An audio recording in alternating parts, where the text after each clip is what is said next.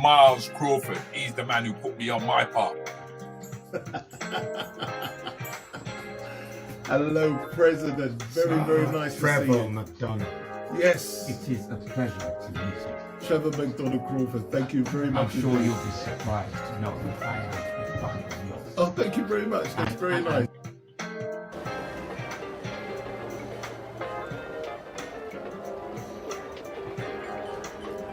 I'm looking for Joe's SIM mobile phone. Ah, I have just the one for you. Does it have a QWERTY keypad? QWERTY? Facebook? Twitter? And a camera? MP3 player? And a radio? This is the one. Don't you have something that's a bit sleeker? Sleeker? Comes with a leather case.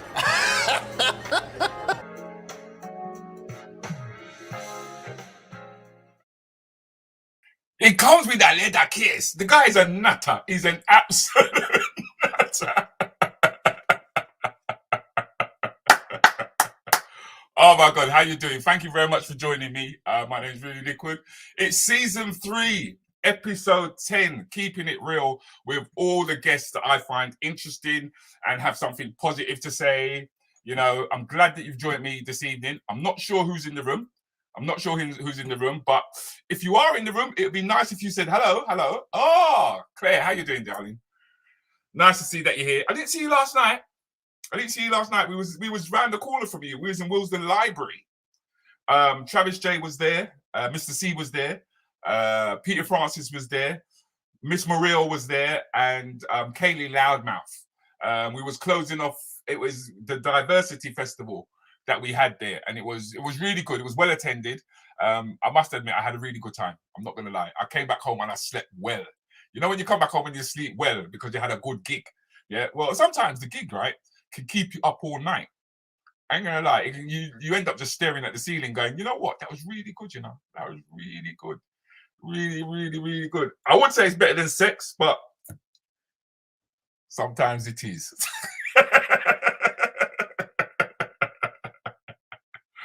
So how are we keeping, man? How are we keeping?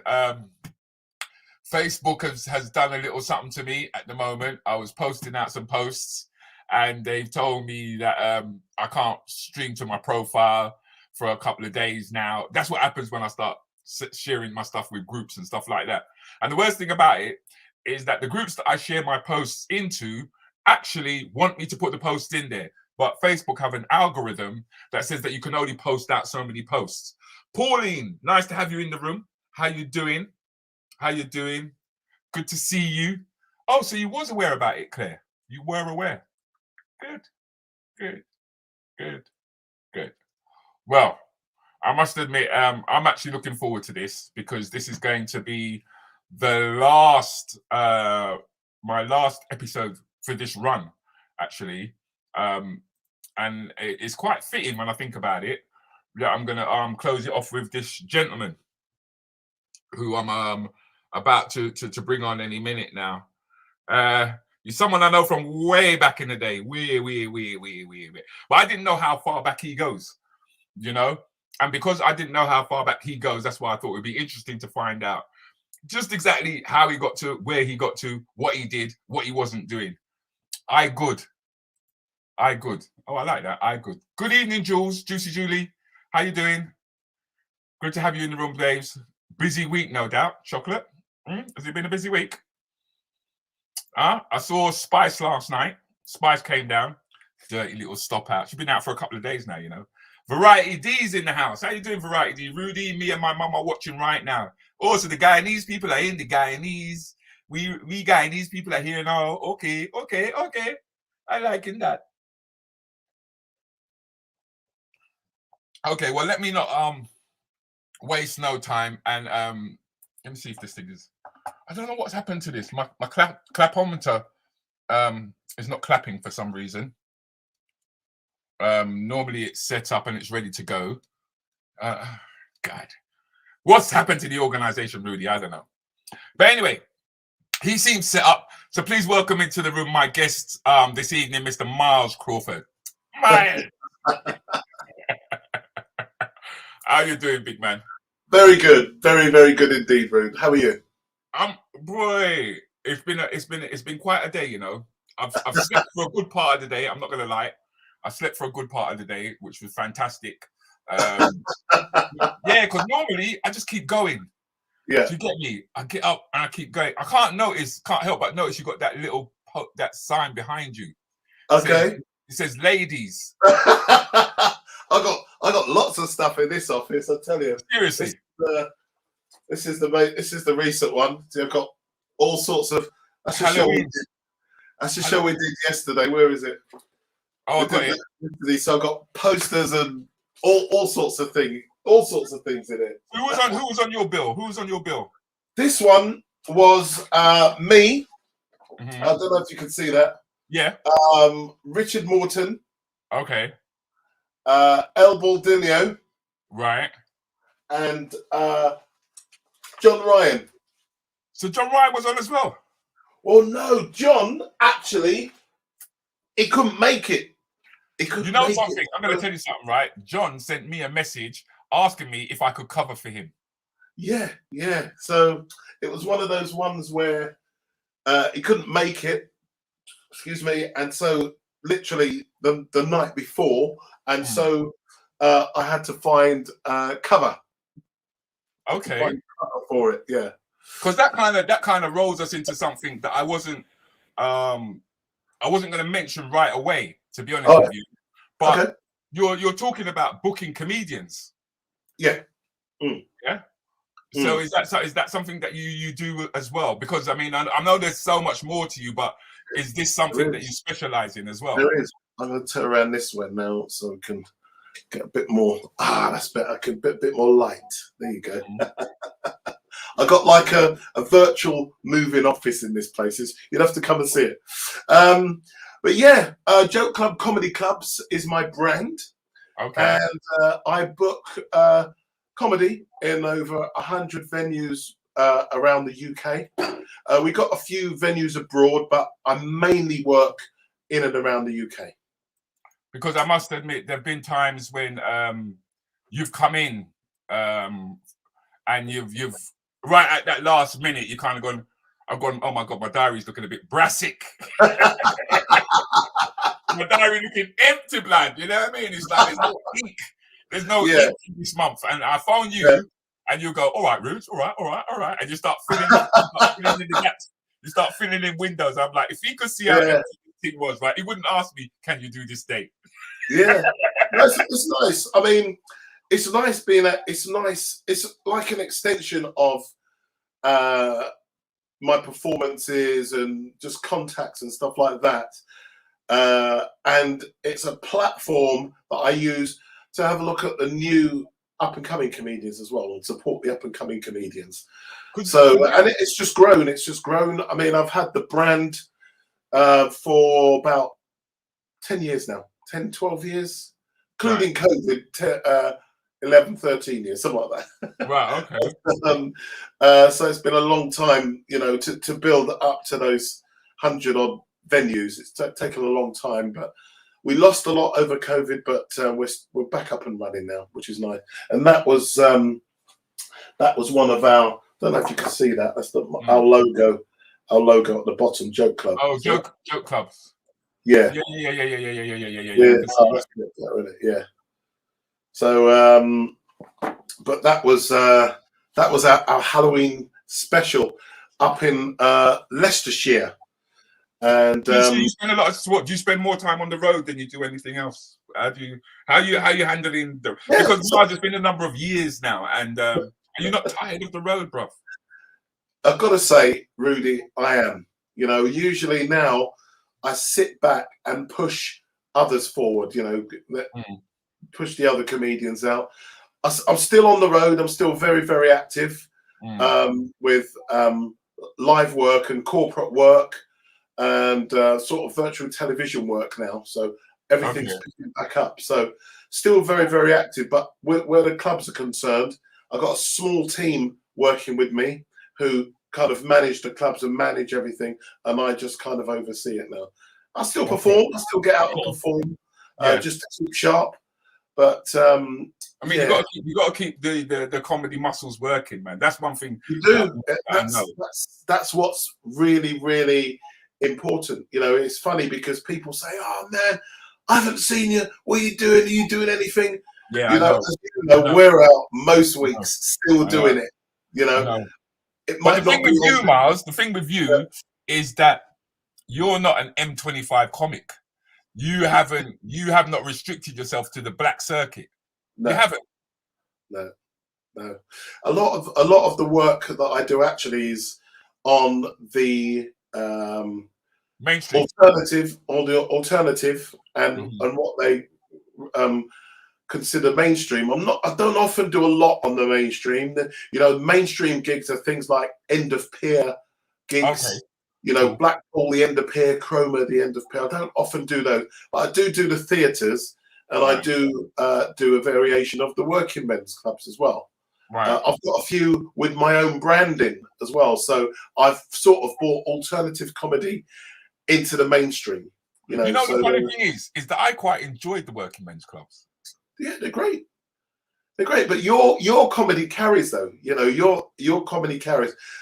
A lot of comedians' comedy is very restricted. There's only certain places they can play. But I know you've done the cruise ships. I know you've done the holiday resorts abroad. I know you've done all the army bases and things like that because your comedy travels. And that's what I try and instill in anyone that I try and nurture forward is try and make your comedy travel.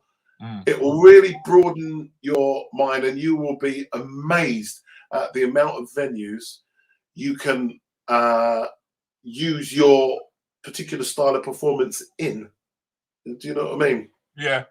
I mean, one of the first comments that has come up is from Pauline. Love the silver fox look, Mr. Miles. Pauline, thank you very, very much. I know, man. If you look at some of the past, do you know, I'm gonna tell you a story now. What's this? Pauline Marshall Witter. Hello. No, that's Pauline. That's Pauline Bennett. Pauline Bennett. Where's the other Pauline? I mean, Leisha's already Leisha's just said greetings. All right, I'm reading the wrong thing. Right, so Leisha, hello Leisha. Hi to all the people who are in our comments room. You know, I'm going to keep my eye on that because I love the live comments. Do you know what I mean? I love it, good or bad. You know. So where was the evening, Rudi Miles? Evening. Okay, right. I've got it working now. Right. So thank you. Do you know what? That was a big decision of mine, Rudi. Going like this. Letting the silver come out. I'm going to let you into a secret, right? Well, people like, listen, mate. I woke up one morning and I thought I had a cobweb on my face. I'm like, what's this cobweb doing in my face, man? It was grey hairs coming out. Yeah. So I'm going to let you into a secret, right? And anyone listening, right? Here's a secret, right? I went grey years ago, right? Yeah. So I used to dye my hair. I've dyed my hair for absolute years, let me tell you. And maybe it's hereditary, I don't know, but I dyed my hair for years. And because, you know, when you're performing on all sorts of different platforms, you have to try and look younger, you know? Yeah, man. Yeah, you know? Some people go bald and stuff like that, but I still got hair. I thought I don't want to go bald, so I used to dye it. So the only person who knew I dyed my hair was my barber. I used the same barber every 10 days. I go and get my hair cut. Miles. Right at the same time. Seriously, Miles. Yes, I knew.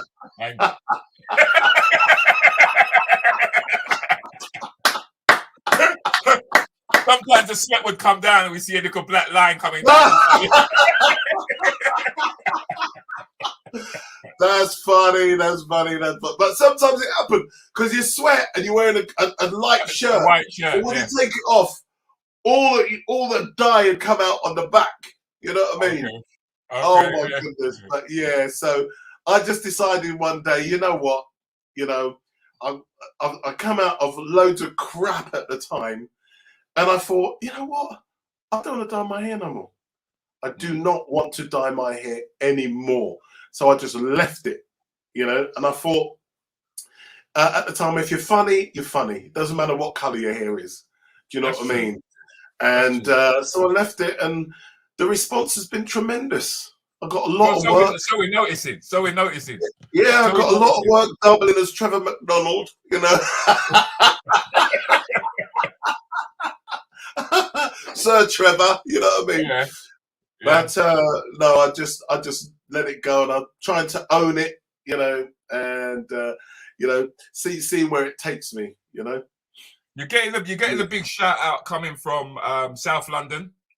Okay, yep, the South London Posse. Let me have a look at some of Intelligence these. Revolution. That's AIR. That's quite an abbreviation, my friend. And he's a young chap, because he said that my dad. He says my dad was a big fan of Hackney Empire's 291, which is all right. You appeal to quite a cross-section age group, Miles. Well, this is nice. So, Acoustic Intelligent Revolution, hello to you. Thank you very much for your comment there. So I'm so glad to watch you Kings still performing and teaching. Well, thank you very, very much. Do you know, as you know, Rudi, you never really know who's watching you, who you appeal to. But I try and keep on the right path. I try and show us as black male performers in a good light. Right.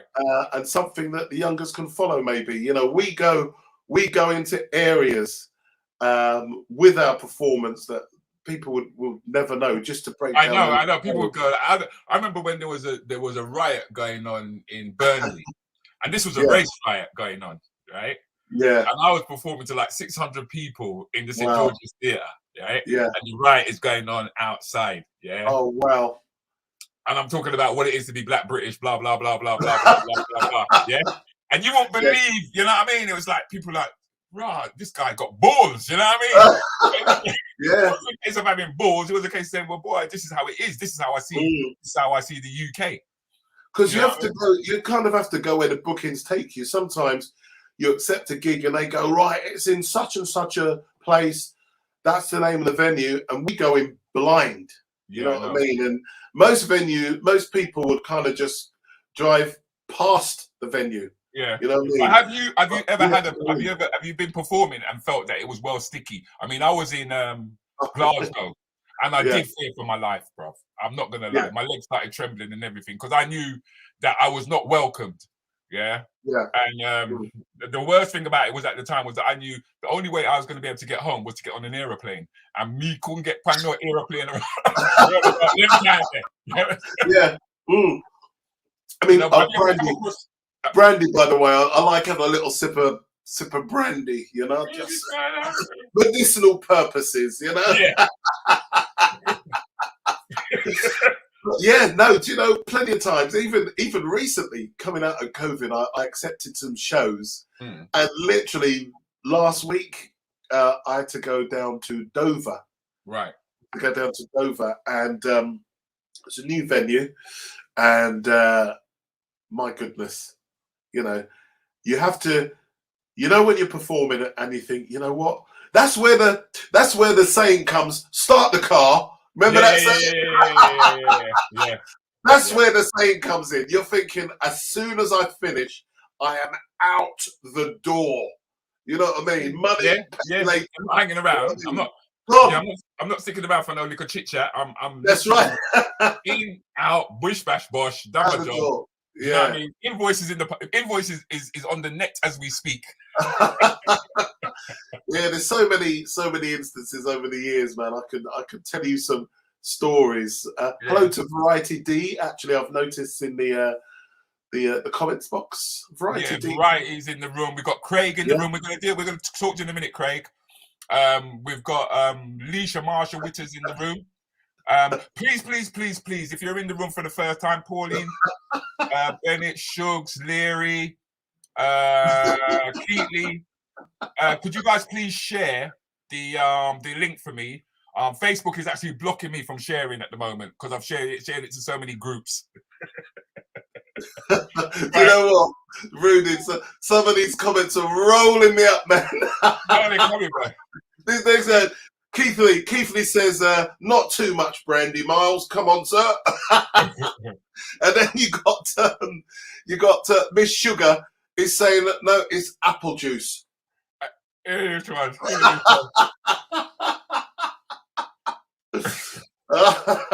Funny. Well, Paulie's made a little reference to Lego the Grecian 2000, guys. Lego. You see, they're the real comedians, Rudi. They're the real comedians right there. Do you see what I'm saying? I hear that.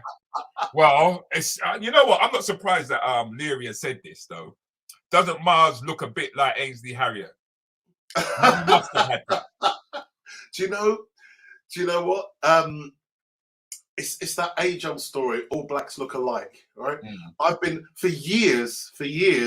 I was likened to Lenny Henry, right? Okay. I don't look anything like Lenny. My performance is nothing like Lenny. But for years, Lenny. Then Ainsley came about, yeah? Big laugh, and he was doing all this stuff. He used to be... Loady. That's the one. Yeah. He used to be a comedian on the circuit. No, but he was the Calypso Twins. He was with the Calypso Twins. He used to play jongleurs, and then he's also he was a big store player as well. Chef. Sorry, he was a big store player as well. The Comedy Store. Yep, he played all the big clubs, and at the same time he was doing that, he used to be a chef at Lord's Cricket Ground, right? And that's how he got the job on as a celebrity chef. The TV were casting because they wanted character chefs, celebrity chefs, personality chefs. Sorry, yeah. He went for the audition because he was like a comedy and a chef. Bang, never looked back. But I think that's the way to go for comics. That you don't necessarily have to always think that it needs to be on stage. I mean, we've got a working comic at the moment who's out there by the name of Stingo. This is Stingo Murphy. Evening all, I'm watching you on YouTube. Yeah. And he's started about a year.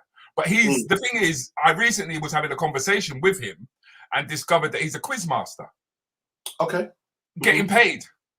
Yeah. There's a lot of quizzes very popular.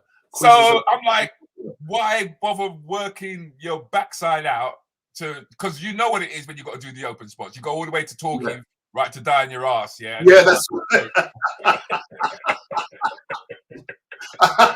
Yeah, that's right, and that's a long drive back. That's a long drive back. Whereas if you've got comedic skills, you could hone them in different areas, even if it's building, even if it's I don't know. It's the way that TV seems to have gone nowadays is that they're taking personalities and they're putting them in certain fields. Like there's the NBA. There's Travis J, who is Angela Mar's son. Right? I love Travis. Travis. Yeah, always been a fan of his. Yep. I mean, he's taken his to the boxing ring, so he presents boxing. Okay. And MMA as well as MMA. Excellent. Yeah. You know what I mean? So there's all these different areas. There was another comedian actually on the alternative circuit. I can't remember his name for the life of me, but he's now he went from doing the comedy to doing the commentating on the boxing. You know, the boxing works. You know who I think I know who you're talking about. You know. Yeah, I can't remember his name. He's a young lad, but he's big. I can't remember his name. Okay, no worries. But the thing is, though, Miles, is that with you now, performance was something that you was always keen to do, if I'm correct. That was my very first primary school role play. I played a character. You played the what? The cow at the back. Is that you? Is that you with the others? I'm actually the bucket. That is good disguise there. Oh, funny, Rudi. You're funny, man. Yeah, it was a character called King Boogoo, the king that they couldn't make laugh. Yeah. Okay.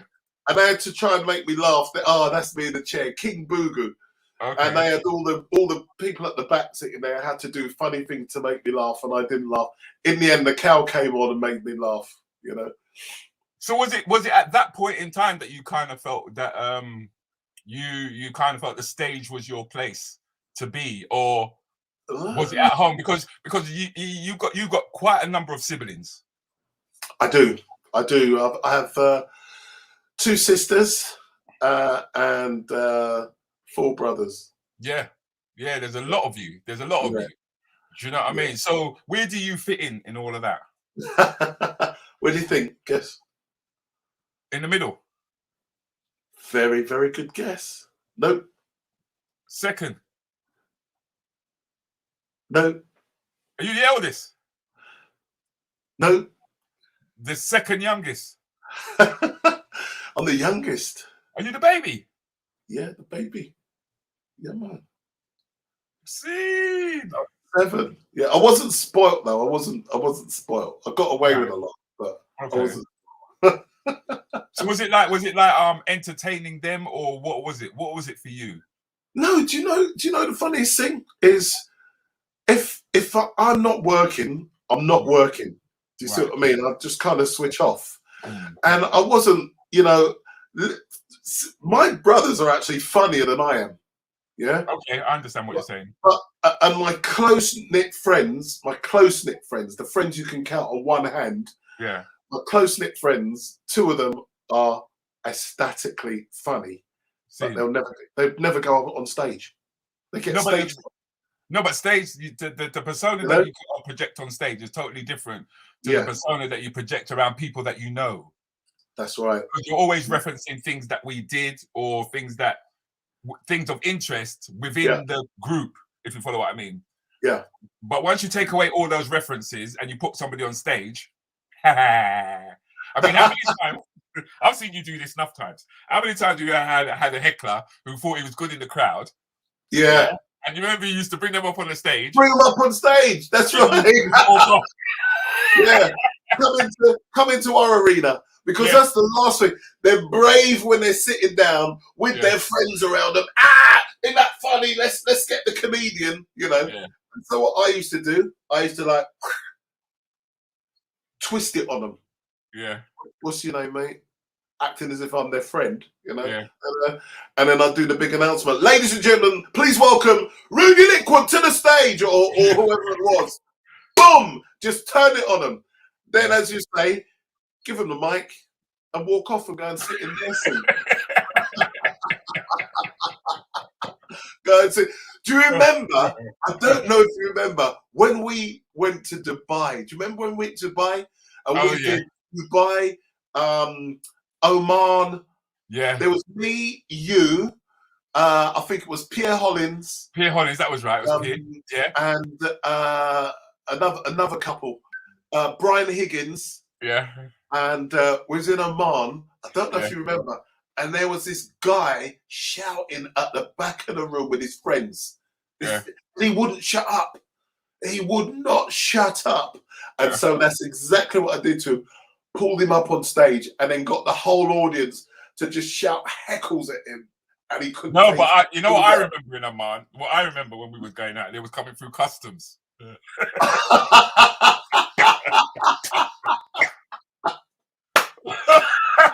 Wow.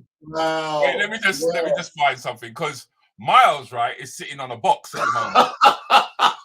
Right? And you see this box that he's sitting on, he used to have loads of different props in there.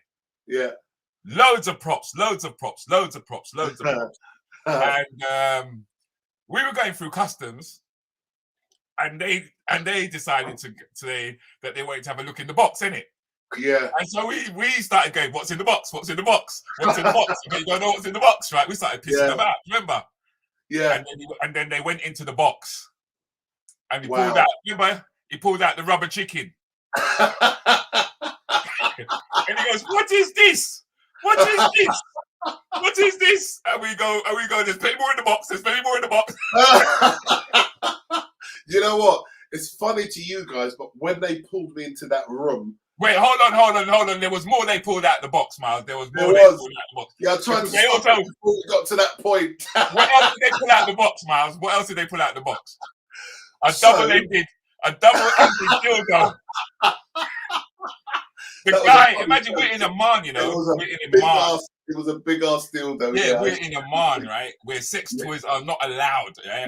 And he pulls out this double-ended dildo out of Mars's box and he goes, "What is this? What is this?" And so I started going, "That's for wife number 2. That's for wife." And we started laughing and joking about it. Yeah. And then he took you away, innit, Miles? They took me into that room, and He that's took you because away. remember, I used to do this joke where does anybody like EastEnders or something like that? Yeah. They say, yeah. Then remember, I used to pull out a gun, big Yeah. loud gun, right? And they saw the gun in the box with the dildo and all the other stuff in there, and I had to go into that room. And I thought you weren't coming out. I I thought I wasn't coming out. Seriously. It was at that point I stopped being cocky at airport. Walk through. I had to explain every single thing that was in that box. And you know the size of the box. It was full of shit that I just used as props. It was big. You see, I could sit on it. And I had all sorts of things in there. Pyrotechnics. This little magic things and all sorts of things, because I used to be part of the magic circle. I had all the devices and stuff like that for the tricks in the box, you know. And my goodness, wow, you know, that was a hell of an experience. That was scary. Yeah, I'm not gonna lie. That was very scary. very scary. That was scary. But then the thing is that you've also been quite a sporty kind of individual, haven't you? I was. That was. I used to be a ball boy on centre court at Wimbledon, and we used to have to train in the borough for it, and then they'd select you for each court. There's about 18 to 20 courts at Wimbledon, and those are my Wimbledon ball boy days. God, they're good memories. Those, yeah. I used to run for Surrey. I was in the Surrey athletics team representing Surrey, and in those days, and so I was fit. I've always been sort of fit and sporty. So Miles surprised them because there's people in the room who will know who that is on your right hand side. Astrid Phillips, coach. Yeah, Coach Astrid Phillips. She's very, very sporty as well, and she is a superb coach. I've known Astrid since school days. Whoa. You know, she used to live around the corner, literally a 2-minute walk around the corner. And we kind of grew up in the same area together. Now she's a very, very powerful, superb coach. Yeah, she is. She's a very powerful. Really, really good. She's doing really good things out there, Astrid. And so, Astrid, if you see this, hi. Hope all is well. Okay, let me just go back to the room for a little bit. Yeah, someone said something about a comedian called Tipra Tafari. Yeah, but we'll get to Zipper. We will definitely get to Zipper. That guy was the yeah. Women for one. Women. Yeah. Women. My goodness. He lived in Manchester and he came down and he blew the 291 Club apart. And then, you know, he did a few shows. I had him on at Cabaret for a while as well, and then he just disappeared. I don't know what happened to him. Zipper's a funny kind of character, you know, because he's got his own radio station, believe it or not. He's written a book. Wow, I didn't even know. He's a painter and decorator. Okay. He does lots of different bits and pieces. Yeah. He kind of reminds me of I remember when there was Charlie Ale. Do you remember Charlie Ale? I remember Charlie Ale, yeah.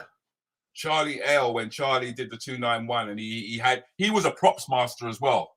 Yeah. He was a props master as well. Somebody's just brought up something rather interesting. I'm reading the comments. I'm laughing at these comments, man. It's fun. Someone brought up something really interesting. Yeah. Bernie Mac, brother, LOL. They think that's funny. Tell them a story about Bernie Mac. Oh, well, I'll tell you this. Where's stand-up show? Eddie Murphy Raw. So what it was, I doubled as Bernie Mac. It was a few years ago now, and they were looking for someone to double as Bernie Mac because they wanted to tell his story. And they did castings all over America, couldn't find anyone in America, so they came over here to look for somebody who could double as Bernie Mac, and I actually got the job. So there was a big documentary done which was shown all over America on a program called Autopsy. They didn't show it in the UK, unfortunately, but it was shown in America. So we shot for 3 days talking about how Bernie Mac died, Right, and walking through that. So that to me was a great honor because he's an absolute legend. he's one of the kings. He's one of the legends when it comes to UK black comedy. Yeah, so that was good. So I had to dress up. They sort of made me up, as him, and we did some reenactions of some of his performances with the big audience, big club, big audience and stuff like that. And then we did some acting scenes and some. I ain't afraid of you, motherfuckers. I ain't afraid. Yeah, that's right. Was that Eddie Murphy just then? Whether you did that? No, that was Bernie Mac, bruv. That was Bernie Mac. That was Bernie Mac on Death Jam. You used to double as Eddie Murphy back in the day, Yeah, didn't you? That's how I got in. That's how I got Yeah, in. you can still get away with it now. You can still get away with it. Nah. From the time he got caught curb crawling, that was the end of it. I was like, nah. Me and you now peer up, blood. Me and you now peer up. Nah, tar. Now, Craig has asked the question. Miles, what is your favorite stand-up show ever? Ooh. My favorite stand-up show. You see, my comedy, the comedy that I watch, is not the sort of comedy that I do because different things make me laugh. I hear you. My favorite comedy show ever. Oh, you see, we're going right back in the day for me. That we have to go. If you're going to go further than Dick Henry or Mickey Rooney, or if you're going to go way before that, I like all the slapstick stuff. Yeah. I like all the Charlie Chaplins. Charlie Chaplin. All those guys, all the stunts you saw and everything you saw back in those days, they did them themselves. Yeah. They haven't done doubles or anything like that. Even things like Laurel and Hardy. People remember Laurel and Hardy. In the bluish mountains of Virginia.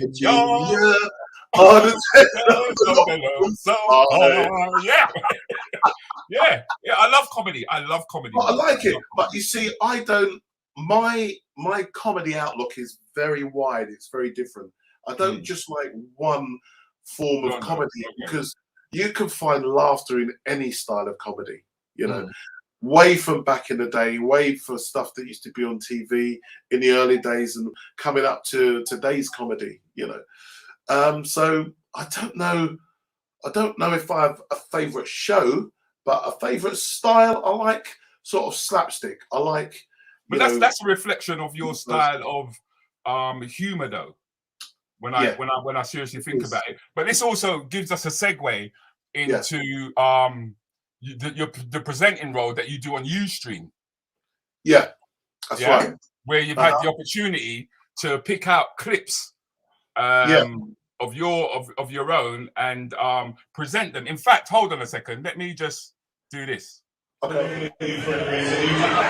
No, not that one. Hold on a second. Right, here we go. Let me do this. Just bear with me for a sec. 1 second, Craig.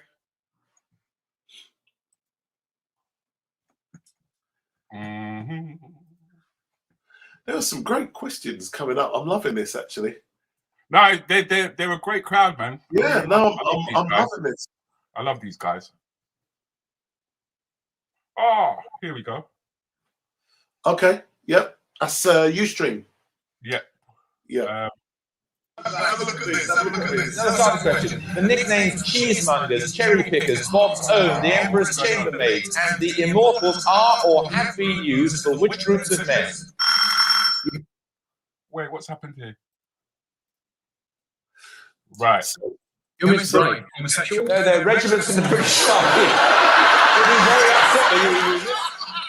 I know you enjoyed that one. Is there another one? Check this one out. This is our absolute favourite. Well, we're coming to the end of our day. I've had a great day. Me too. Gonna need you to... Oh, wait, 1 sec, guys. You trust me? Okay. Oh, that's better. Right, hold on. Bear with me. I'll get it right. Shall I explain, whilst you're doing that, shall I explain what it is? Yeah. So over COVID, over the lockdown, we couldn't go out performing. And I got the chance to present a series of shows on an internet channel called Ustream.com. Right? Now, as you know, Rudy, presenting roles for blacks are extremely limited. Right? And it was something that was right up my street. It was me presenting with, I had like a team. So there was Danny Posthill, who was famous for being one of the finalists on Britain's Got Talent. He's the impressionist. Then you had an 80s icon, Bobby Davro, who's an 80s comedian, who's still very lively live at the moment, but not on Bobby's television. a killer, man. Bobby kills. When Bobby Davro's on. Superb comedian. And then you had Vicky Wright, who is like a cabaret type performer. So there's 3 entertainers, but I was presenting and they were my panel, my team. And we'd look through old footage of old stuff they used to play at the cinema when we were young, and clips that are currently on the internet. And then we'd review them and talk about them and stuff like that in a comedic manner. But it was nice in lockdown to get the opportunity to present on TV. As when that was made, there weren't opportunities for blacks. You know. And who gave you that opportunity? It is Jim Davidson, the comedian Jim Davidson. It's his channel. Okay. You know, and so that surprised a lot of people. The fact that it was his channel and I'm presenting my own show.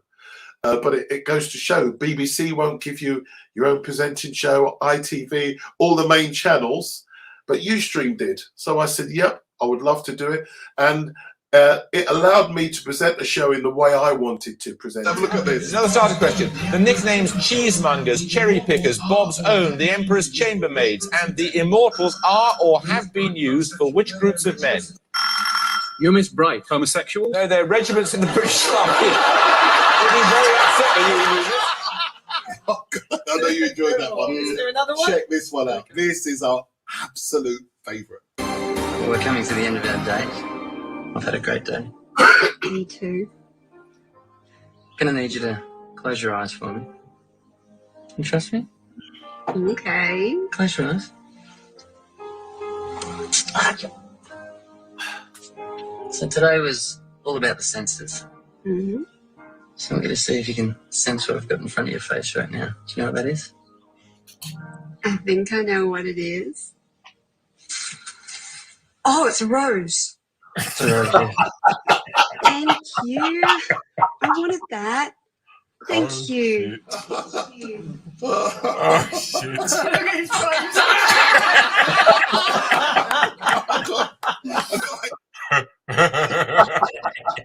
See, we had a lot of fun. We had a lot of fun with that program, you know. And what for me, what was important was Jim and those execs allowed me to present it how I wanted to present it. You know, Okay. that was what was most important for me with that. You know, Because what a lot of people don't know is just exactly how far back you and Jim go. yeah, You guys, you don't just go back, you go way back. we do go way back. I've literally known Jim Davidson for decades because we did a load of shows for the military. Yeah, there we go. That was on a ship, a warship in Bosnia, and we went out on a tour of Bosnia right across Bosnia, entertaining all the British troops. We did that for about 3-4 years. And I was the first alternative black comedian to go out and entertain the troops back then. Yeah, but don't worry, I was following in your footsteps, mate. I was listen, mate. Listen, the Falklands, right? Falklands, yeah. They had the longest corridors in the world. That's right. Them corridors are scary over there, man. Corridors, and in every and on every corridor, every block, there was a bar. That's right. Yeah. Oh, it's fantastic. You get taken into the bars and stuff like that. Right? And you know those good press. That was freezing cold. If you look at the background, the snow came up to your waist. We had to go out there in the winter. It was freezing out there at that time. So, but it was still good, and it's actually an honour to go out and entertain the troops. You know, back to the Vera Lynn days and stuff like that, and. You know, around that time though, Miles, you were going out with people like Shiwadi Wadi. Who else was you going out with? I went out with Slade. I went out with the 3 Degrees. I went out with a couple of other top performers. Karen Nolan, her name was. Went out with a lot of different groups at the time, and that was maybe over a five-year period. And this was at a time when. Black comedy wasn't really it was out there, but it hadn't really grown yet, had it? No, it was very much in its infancy at the time. And you know, 1 or 2 shows here and there, and the black comedians were, you know, finding themselves and finding their own platforms at the time. So because I mean, at the time when you were out, there were only 2 black comics. There was on the alternative circuit. That's right. Sheila Hyde and Felix Dexter. Right. Yeah. So there was on the whole London comedy circuit, UK comedy circuit, it was just me, Felix Dexter, rest in peace, sir, and Sheila Hyde, who was a poetic type comedian. Yeah, very middle class. She was middle class though. She was middle class. Yeah, she was middle class. Oh my God. And it's funny because that link with Sheila Hyde is how I got involved with the 291 Club. I've seen there are some messages in the message box. Saying, people were just are you working with DJ Elaine and stuff like that? Yeah, sorry? they were just eager trying to jump the gun. They wouldn't let us. Oh, I see. Yeah, still working. Wouldn't let us roll it out. They were like, "What about the 291? What about the 291?" Yeah, I'm like, calm down, man. You look drunk before the times are arted. Hey, listen, they best get their own drinks because we're going to be here for some time. We got a lot to talk about. You see what I'm saying? 291 were fantastic days, and it was just as the black circuit was building, and we were finding stars. Yeah, in that picture, you've got Bev Randall and Charlie Hanson. They teamed up with DJ Lane. Charlie was the producer. Yeah, Charlie was the producer. He co-produced it with Bev Randall, who's on left, and DJ Lane, very young DJ Lane there in the middle. And it was actually a collaboration of DJ Lane's idea of the Talent Quest and a show that Bev Randall was doing around it. And they amalgamated that, which grew into the 291 Club. And you had Delroy Murray there, Tony Gully, Sandman, and me. And that was the 291. That grew into the televisual 291 team because live, let's take you back. When the 291, it wasn't called the 291 first, it was called the Talent Quest, and it was presented by Curtis and Ishmael. That's correct. Yeah. So it was like Curtis and Ishmael's Friday Night Out or whatever they called it. And then they brought the Talent Quest element into it, where Elaine introduced up-and-coming stars as part of a talent competition. I happen to be one of those stars. Yeah, the talent competition took over, right? And so it was the talent competition that took over, and then the TV got interested. And how it got its name was it took its name from the number of the Hackney Empire. The Hackney Empire was 291 Mare Street, right?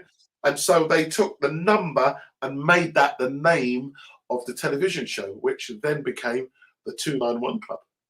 But what about, let's talk about your involvement in the show. Yeah. Okay. At the time, because as you said, it was Sheila who introduced you. That's right. And then lead us into the build up in terms of how you built into the program. So we were gigging around. As you know, in those days, you'd be doing doubling up or as many times as you could on the comedy circuit. You know what I mean? Sometimes you did 2 gigs, 3 gigs a night. And somebody said, oh, why don't you come and do a show at the Hackney Empire? They've got a late night show that starts at 11 o'clock. Right. So I thought, wow, I could do a gig on the circuit and rush across to the Hackney Empire to make a little more money, you know? Yeah. So I turned up at the Hackney Empire that particular night. In my gear, you know, my funny suit that you saw in that picture, my big red shoes, my big bots, that one, yeah. If that was in colour, those shoes were red, they were bright socks, it was quite loud. Yeah? Yeah.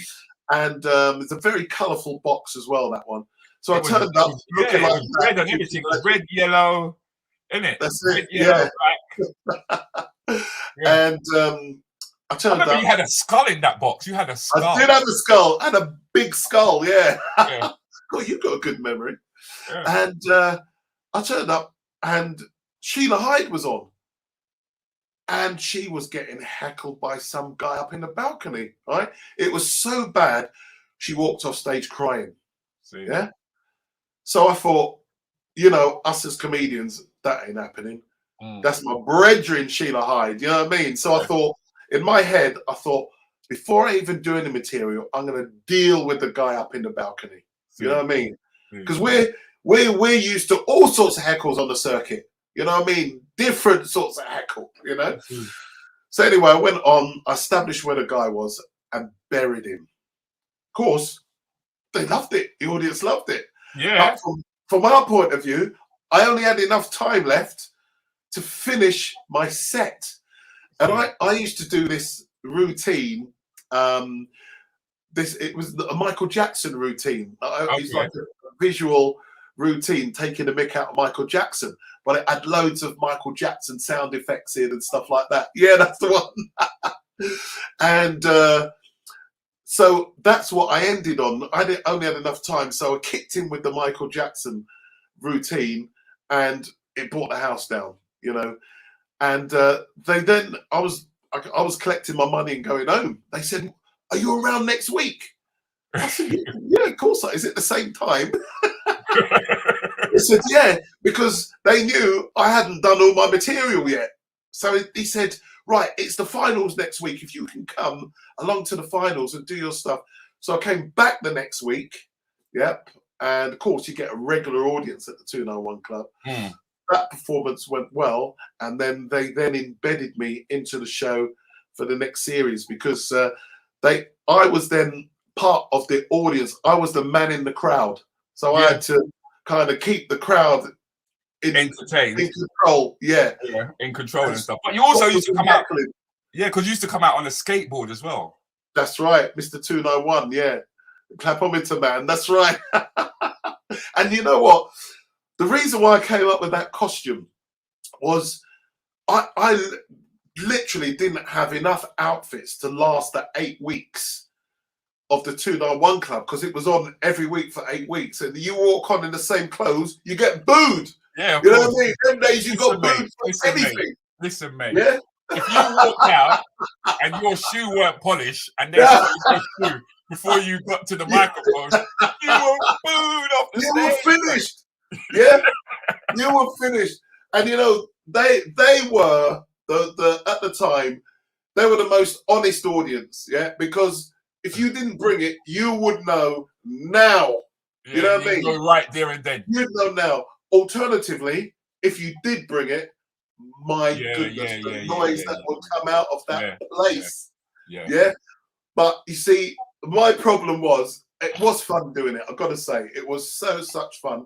And I came up with that outfit because I thought, right, I just need one outfit that I can wear the whole show without having to buy 10.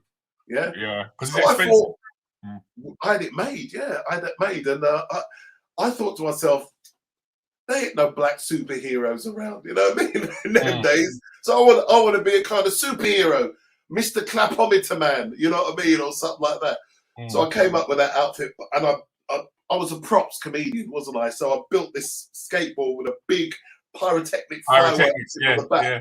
And I used to come on the skateboard and then shoot sparks. I used to shoot sparks, you know, from my crotch, like that. It's funny. I was mad. Huh? I've got a clip here of you. I think you might have been caught off guard doing the Michael Jackson routine. Okay, yeah. Way back, Pepsi was advertised in a big way. And one of the main advertisers they had for Pepsi was Michael Jackson. Now watching that, I got to thinking, wouldn't it be funny? Or what would be the reaction if you took a sip of Pepsi and took on the characteristics of that person advertising the actual product? I just wondered what it would be like.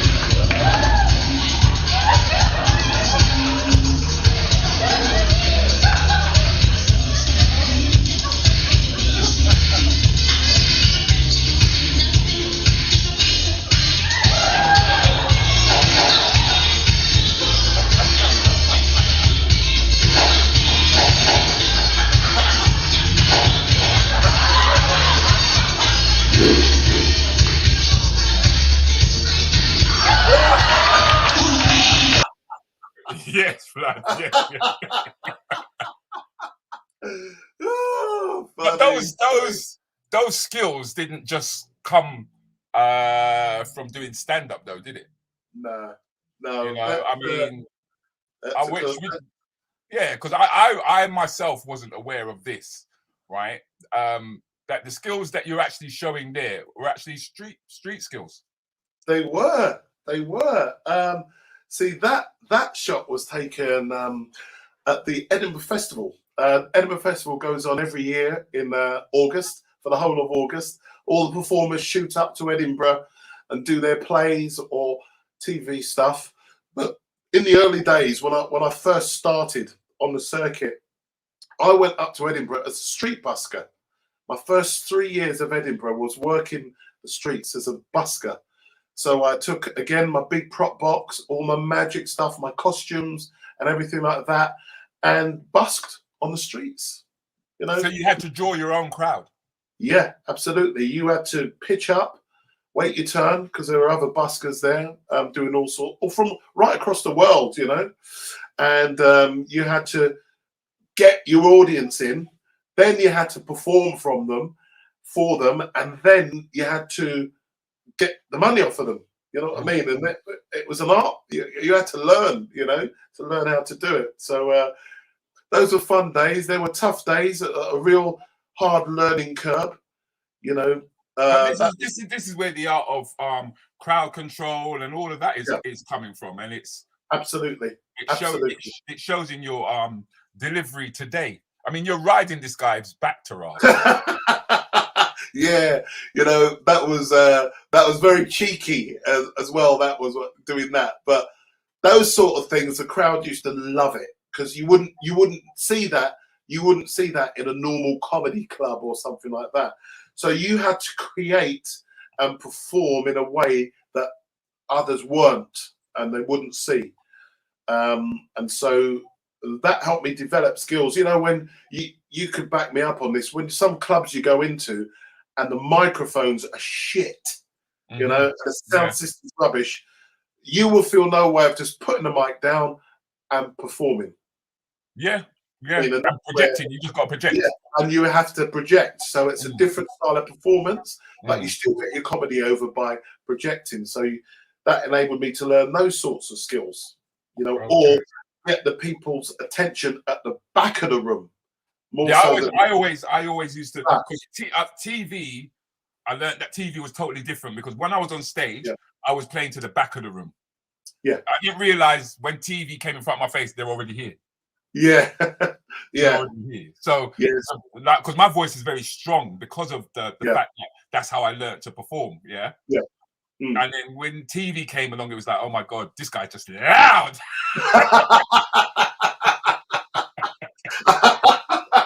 This guy's just loud. Was because I wanted to coat the room with my personality. I wanted everything had to be big. Yeah. Everything had to be massive. You get what I mean? But when I did TV, everything had to shrink. Yeah. You know, but it's interesting knowing that was your background. Yeah. He was actually a street performer, because I don't. Yeah, a lot of people don't know that. A lot of people don't know that. Yeah, that's that taught me all of my variety type skills. I've always aired on the side of variety, something a little bit different. You know, I've always tried to stray away from the norm or do things in a different but when you say way. stray away from the norm, you're saying I mean, let's be straight. You're talking about the delivery of Black British comics, making reference to what's going on in the M25. Yeah, basically. You know, there's always different ways how to make people laugh. You know, and some people do observational comedy. You get performers that are joke tellers. I like to use props and the audience themselves or whatever's happening in the room at the time. You know? Much like Zipper Tafari, and I got to say, Zipper. I was just about to say, I was going to mention that he's actually in the room. Yeah, he's in the chat room at the moment. How you doing, Zipper, man? I hope. Or remember you stayed at my house. Zipper came down. Boy, we had fun. Man. I hope you are well, Zipper. And I'm going to take the opportunity to raise a glass. It's a Zipper. But I've always, as a black, you know, I've always liked to do things as a black comedian that you wouldn't normally see. You know, I take those risks. You know? They're big risks, though, Miles. They're big risks. They are big risks, and even dressing up in that suit—that's a massive risk. This was a big risk. This, and this, black audience. I want a bomber clock, the man. Yeah. You understand? It was a big risk. If you weren't talking about what's going on in Yard, or you're not talking about what's going on in the rave, they quickly lost a lot of interest. Yeah, that's right. But what I mean, now you're more known as a host and a presenter. Right. And a lot of people did not really get to see much of your stand-up. No, they didn't. Yeah, but we have an opportunity of seeing some of it now. Well, ladies and gents, I've got to tell you a little story. I've got to tell you, it's a little while back. I went out trying my best to look as young as I could. Pulled a girl who was trying her best to look as old as she could. And purely by coincidence, that's what got me arrested. Some guy comes up to me, he says, "Oi, mate, you remind me of that television kids presenter, Dave Benson Phillips." I couldn't believe it, ladies and gents. Black people have been in this country for over 60 years, It's about time people realise we don't all look the same. Now, what I want to stop that because I want people to understand just how far back it was that we were doing jokes like that. Yeah. That the youth them is currently doing. Yeah. Like it's something new. Yeah. No. Like it's challenging. Absolutely. And this was in front of an all-white audience. But I haven't finished. The best one is Oi, Ainsley! What's it like being married to Dawn French? What? I didn't get offended. I signed his autograph, came all hesky, and people who think reality shows are rubbish, make some noise. You're in my game, my friends, they're rubbish, right? It all started with that Big Brother, right? Now I'm Big Brother 9, 10, 11, rubbish. Right? I'm a celebrity, get me out of there, crap. But if you remember, it started on us, the general public. And it started with shows like Crap at Gardening. Well, here's a guy who's going to show you just how much better at gardening he is than you are. Can't decorate your house? Well, here's a team of people that are going to come in and mess up your house even more, but this time, it's against the clock. I'm wondering how extreme are these shows going to get? They're getting more and more extreme. We're seeing Super Nanny, Swap Your Wife, The Apprentice. I reckon it'll be like this. So, Steve, we've seen how crap you are in bed. So here's a team of porn stars. We're going to get in to satisfy your wife. But the audience here are going to phone or text in to see which one will pummel her first. So, because you don't swear, but you're saucy. Yeah, no, I don't swear. Yeah, I mean, again, if you break those, they're interesting. They're interesting. Where'd you get them clips? Anyway, they're interesting because at that time I made a point of not swearing because I don't believe you have to swear to make people laugh. Yeah. Okay. Although nowadays you have to, you know, some of the venues we go in, you have to use swearing as part of the context of your material to show command. Otherwise, they'll eat you alive. You know. So, but then I really did want to try and make a point with the comedy that, you know, about black people and how we feel and how we experience things as well. And that's where that material about stereotypes comes in. I mean, even someone said it today. Oh, you look a bit like Lenny. But that's right. Yeah. In everyday life, that used to be saying to me, you know, in an uncomfortable way, you know, rather than you know, a slur. So I just thought, why does everyone think I'm looking like this? So I thought, right, I'm going to write some material on it, you know, to make a point to the white audiences or to the alternative crowds that we were playing to at the time. Yeah, that was way back in the day. I know, because that was another side of you that people never really saw because you developed, Miles. You really did move through the industry in a different way to a lot of us, the way that we did. Because once you did the 291, you then went on and established what is known as Cabaret. Cabaret, yeah.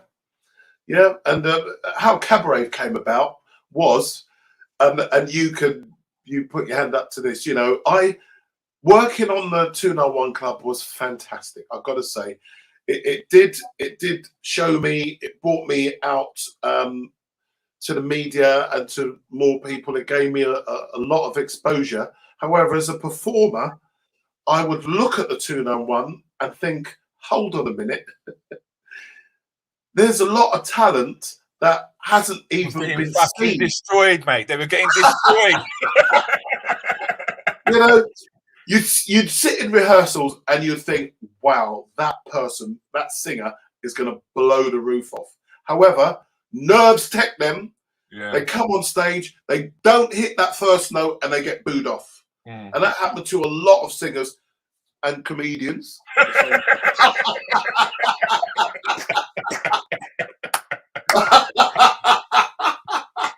You took a bashing at the 201 Club, man. Yeah, I know. Yeah. Wow.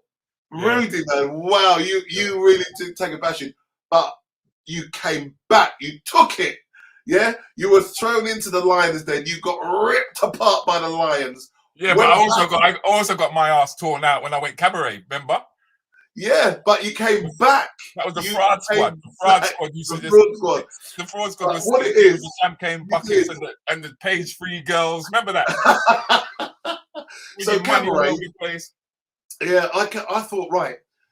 I sat there in the auditions one day. I was watching the acts. This is at the 201 Club, and I thought, wouldn't it be good if there was a place where these acts could be seen without getting booed off? Right? There wasn't anywhere at the time. Right? So I thought, I'll create one. Right? And so I came up with Cabaret. Now the name came because I was on the cabaret circuit at the time, and part of the rave circuit at the same time, which the 201 Club put me on. So Cabba Rave. And that's where the name came from. And that man in the V up like that, that's me. That's me. You see me with the glasses and whatever. And so we came with Cabaret, but I wanted some ground rules, right? I wanted some ground rules. If you come to Cabaret, there's no booing, yeah? We are here to polish, not demolish. Yeah? You used to polish and demolish me this. Those were the rules. So, you know, we did have times when, you know, a couple of times as you've experienced, you know, the booing came in, but we stamped that out over time. They did start to respect it. They respected what it was meant to be. We had a group in called the Fraud Squad. Yeah. And Stefan, you lot know Stefan. Stefan Brown was part of that. Brown and all the boys. And they actually helped to craft Cabaret as it was at the time. Yeah, man. You know? And because Peter Honeygale used to come down there. Yeah, we had all the men used to come down there. All of them used to come down there. Any of the reggae stars, the singers, all the comedians, and on the white circuit. Yeah, because what I did, I used Cabaret as to fuse the two circuits together. So the alternative circuit that I was on, all the white comedians and the white performers, I'd have them come down to Cabaret, which was a predominantly black audience. Yeah, what's his name? But we switched it. What's his name from EastEnders used to play there as well? Shane Ritchie. Shane Ritchie came down. Lee Evans, Terry Alderton. I could list them all. You know, they all came down and played Cabaret. You know, and don't forget, it was on a Tuesday night. That's right. Not a Friday, not a Saturday. Not a Thursday or Friday. Yeah, it was a Tuesday night. You pay minimal club prices, but you could come in, there'll be music, there'll be DJs, there'll be food, there'll be performers, but you cannot boo. If you boo, you get thrown out or you get your money back and get out. And there was one night when this guy came in. I've got to tell you this story, Rudy. This guy came in showing off. Now, by this time, we had a regular crowd. Everyone had their seats. Yeah? The Fraud Squad had the whole back row and they'd fill it. Yeah? Everyone had their seats. Week in, week out, they would fill it week in, week out. Every Tuesday, the place was rammed. This guy came in showing off. His name was Roger. I'll never forget it. He was showing off with his girlfriend. He had the middle table. He had the bucket on the table. Yeah, man. Showing off. Yeah. So my man started heckling. Yeah. So I went on. I was hosting. I went on. I said, "Yeah, my friend. You know, welcome. We know you're new. You know, sharing it with everybody. We know you. Hold it down. Hold it down. Hold it down, blood. Let the acts perform. Look on the back. Polish, not demolish. Them kind of things." Yeah. He was one of them. You know, he must have gone to the gym 7 days a week, like that. Big, you know, one of those guys that squeeze into their shirts to make their muscles look bigger. You know, one of those ones. So he's sitting there with his girlfriend, and Act came on, and he started to boo. Right? So I went back on, said, "Hey, my friend, you know, look at the ground rules now. We don't really do that. If you don't like the act, just don't say anything. Polish, not demolish. Big letters, yeah." So During the interval, Stefan came up to me and he said, "Miles, leave it with me." Right? Oh no, man. The half started, act came on, my man started to boo. No word of a lie. Group of the guys literally walked across from the back because they were over their side. Yeah. Picked him up. We opened the back doors and threw him out. Fling him out. So we said to the girl who was with, "Do you want to go with him?" She went, No, I want to stay. I want to stay. Didn't let him back in. Didn't even see him again. But his girl started to be one of our regular members. You know what I mean? Yeah. And so I remember those days. I was actually studying for my marketing degree. Okay, right? I didn't know that. Yeah, I studied for marketing, and I used to leave the university early. Yeah, just to get down there on a Tuesday because I knew I wanted to do comedy. That's what I knew it was in my bones that I actually wanted to do, and I'd be sitting there. You know what I mean? And and I'm studying away, and then I'm thinking to myself, gee, what do I want to do? Jesus Christ, man. No, I've got to go, man. I've got to go. But you see, you were one of the ones, you took a lot of licks in those days, Rudy. You were one of the ones who took a lot of licks and would say, "Rudy, come back," right? Yeah, I used to think to myself, you just wanted to bring me back for a laugh. That's what Could you be that? No, Rudy, you're right. You got this, Rudy. Go on up. Yeah. I'm off again. Don't worry, Rudy. Come back next week. You have to dust yourself off, man. Do you know what I mean? Dust yourself off, rejig it, maybe try it this way, do it that way, and come back. You know what I mean? But didn't it feel sweet when you won over that audience, Rudy? But by the time I got them, it was like, okay, it's all good. It's all good. I mean, because I didn't do the street performing or anything like that. That was my learning ground. That was my learning ground. Like, whereas Jefferson and Whitfield and Angie and all of them had church. Yeah, they did. See, all they of them came up a different way as well, you see. It's interesting, yeah. Yeah, all of them went through church, whereas that was where I learned to do what I did. You see, and that was the black comedy. They're the pioneers of black comedy. Angela Marr, Jefferson and Whitfield, Leo Chester, Curtis and Ishmael. They were all the leaders at the time who were on that was the black circuit. Yeah. You know, you had your Stereo and Type. That's right. Aimer and Powell. That's correct. People might remember them from Aimer and Powell, because I want to get Aimer actually. I'm trying to get hold of Marcus, but it's very hard to get hold of Marcus. But Amos and Powell, they did the Golden Girls in not the 291 in the Real McCoy. That's right. Patches. I'm gonna kick in patches. Yeah. Right? They had some wicked guys. Two talented guys, you know. There was Jeff Aimer did a character called Sexy Rex. One of the funniest things. And then Roy Diamond. Yeah. Wow, what a character. Yeah. What a character. Genius. Yeah.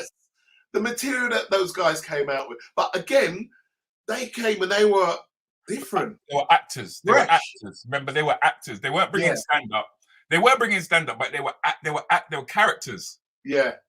They brought a different twist to the whole game. But then that's when the facilitators started moving in now.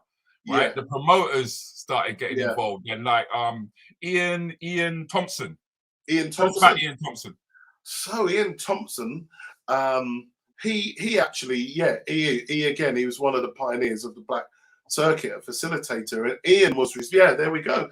Ian was responsible for presenting the first black pantomime, all black cast pantomime. And there you've got Jefferson Whitfield, Angela Marr, Verna Francis. You've got Tony, Yvette Rochester Duncan. Yeah. She played Cinderella. Superb actress. She was brilliant. Tony. I don't know. Yeah, he's an actor, a comedy actor. He's in a lot of films. He's in a lot of films, you know. I don't know him enough. No, I know. He's doing all right. He's one of those ones, just like us, who are out there doing it, but they haven't given him big acclaim just yet. But he's still out there doing it. He's in a lot of films, a lot of the army films and stuff like that. You'll see him. Felicity Ethnic. She was fantastic in that. She made it really. Felicity, as for me, the role she played, and what's his name? Janet Kayser, Victor Romero Evans was the king. He was brilliant in it as well. He's not on that picture, but Felicity. You actually sold. How many times did you sell that over? You lot sold out. We sold 3 years running, sold out the whole lot, and then we went to theatre, sold out there as well. And in actual fact, going back to the Ustream conversation, Jim Davidson wanted to tour that. He wanted to tour that Cinderella at the time, you know. Because he was actually doing Cinderella in the Dominion. He was theatre. He was doing a mainstream version. Yeah. And he came to ours and it blew his mind. He said, What's a bagel?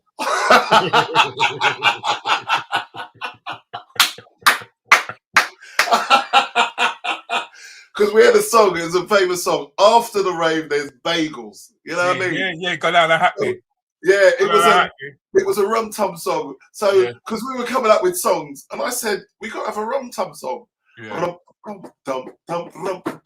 You know, every pantomime has got one of them songs. So we made up our own. After the rave, there's bagels. After the rave, there's bagels. Hot or cold. After the rave, there's bagels. It was wicked. Of course, Jefferson and Whitfield, Andrew, all of them can sing because they've come from the church. Yeah. So they put the harmonies in as well. Oh my goodness, it was wicked. It was wicked. I'll have to find some kind of video clip for you, Rudi, for the future. Okay. But then it didn't stop there. It didn't stop there because now it was time to take the comedy into the West End. Absolutely, yeah. Marcus Simmons, he was the one who put on this show. Another one of the pioneers of comedy. And what you see there is you had the Comedy Store in the West End. Everybody knows the Comedy Store. And that lineup was the first lineup of black comedians only at the Comedy Store. As you can see, 1995. Look at that. Yeah. Roger D, he was one of the survivors of the 291 Club. Yeah, he came and he rocked it. He was from Manchester at the time. He was the Richard Blackwood of our era. He was fantastic comedian. And one thing about Roger, his material crossed over onto the alternative circuit as well. Correct, yeah.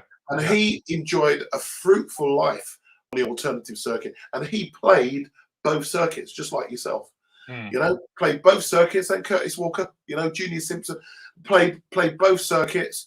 And did very, very well. The audiences loved him, you know. But you didn't stop there though, Miles. You then I didn't. Because you because you started doing the TV warm-ups and stuff. I did because I did a lot of the street theatre stuff in the early days.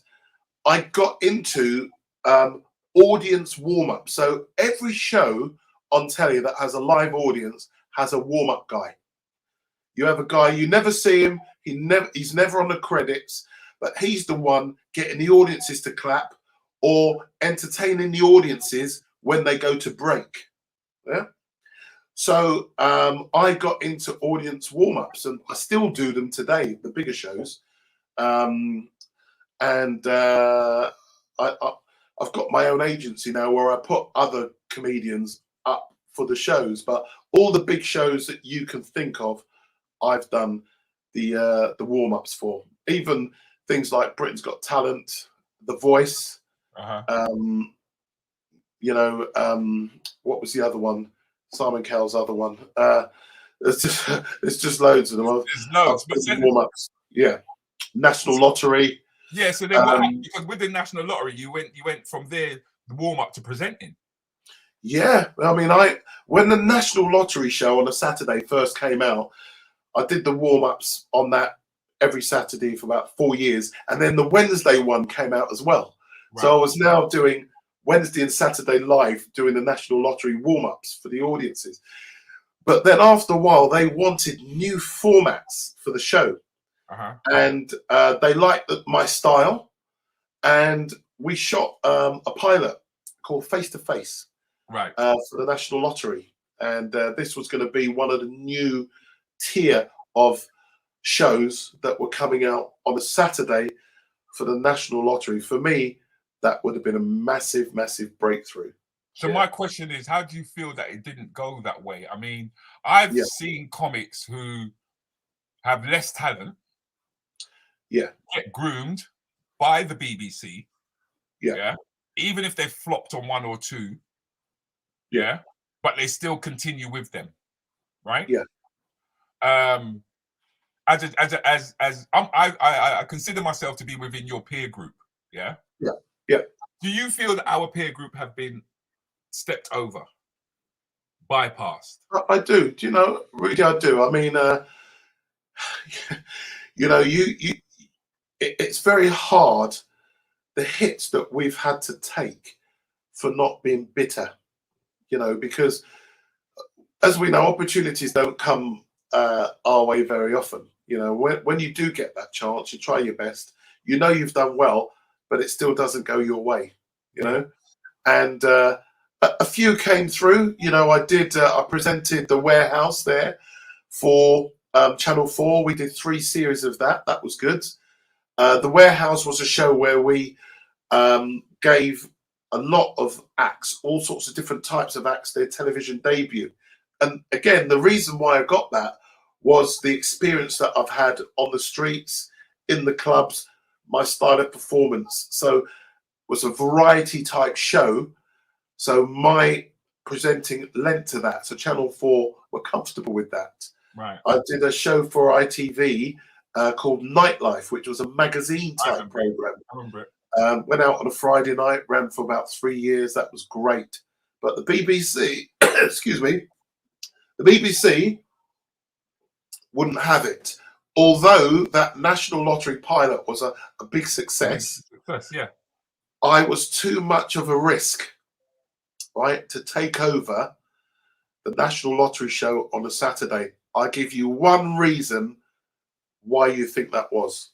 And that's not that, and that's not you talking as a bitter individual, because I've said several times that once I found myself, because the BBC is very much like a web in terms of its structure. And if you don't really understand it or you don't know how to work it, it's a very lonely place. And I found myself alone.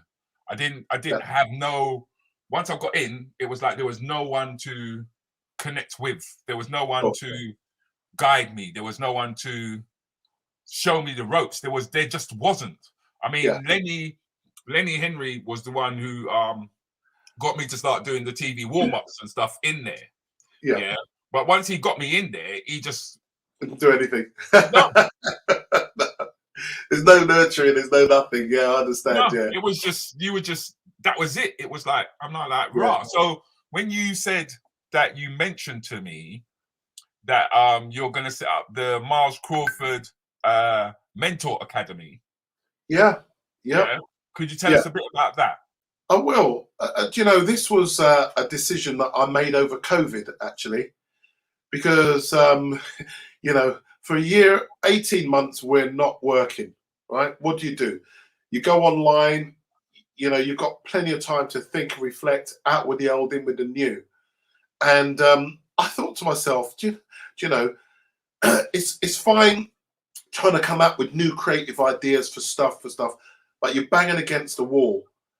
There's a lot of knowledge and experience that I know I've got that can help individuals right across the entertainment spectrum, right?